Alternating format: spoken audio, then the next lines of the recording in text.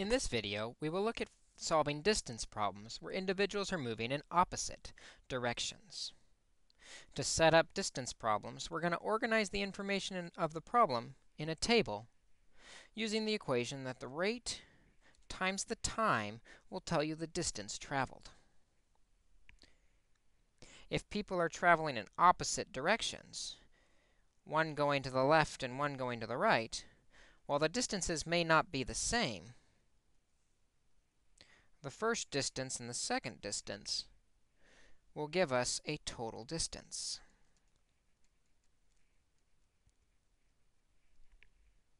We will add the distances together.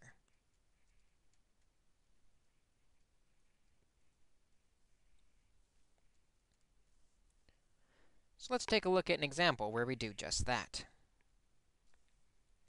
In this problem, Brian and Jennifer both leave at the same time, traveling in opposite directions. Let's organize what we have in a table. Rate times time equals distance. For Brian, we're told that he drove 35 miles per hour. This is his rate. For Jennifer, we're told she drove 50 miles per hour. We want to know after how much time, we don't know, but it's the same time for both, will the total distance between them be 340 miles. We calculate distance by multiplying rate by time, 35t and 50t. In other words, Brian's distance is 35t, and Jennifer's distance is 50t.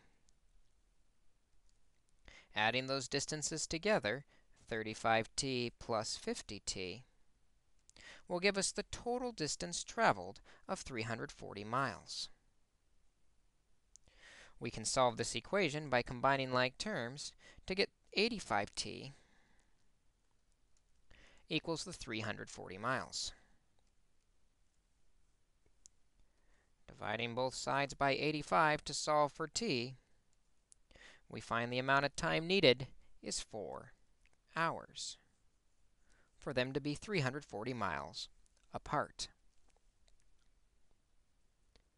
Let's try another example where the two are traveling in opposite directions. In this problem, Maria and Tristan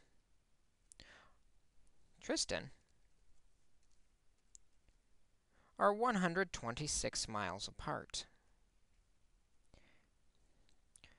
coming towards each other. Setting up our table, knowing that rate times time equals a distance, Maria is biking 6 miles per hour faster than Tristan. We don't know how fast Tristan is biking. We just know Maria is 6 miles per hour faster, which we show with r plus 6.